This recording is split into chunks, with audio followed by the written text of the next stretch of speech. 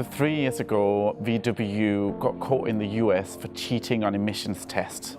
So basically they were installing this defeat device in their cars, which meant that when they were being tested, they didn't emit very many sort of toxic fumes. But as soon as they went off their testing bay, they started emitting several times the legal levels of what's called nitrogen dioxide, which is a really toxic thing, which can cause a whole sort of range of different health issues, especially in kids and in elderly people. We've even seen here in London that it can stunt children's lung growth.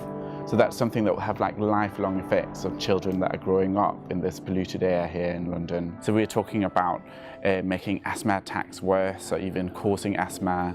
We're talking about cardiovascular diseases, and we're talking about cancer as well. So it's a really serious issue.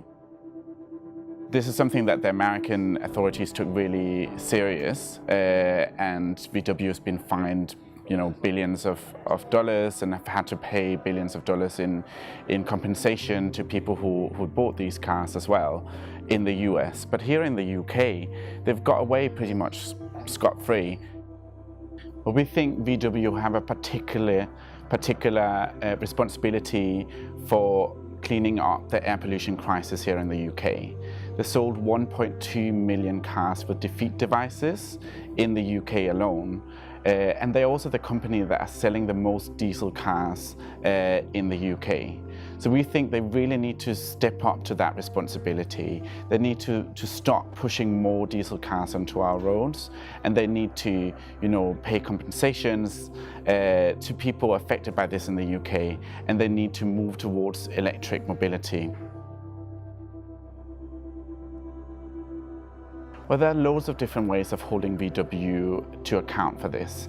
So what we're doing here at Greenpeace is that we're running a campaign to put pressure on them to move away from diesel and towards electric cars.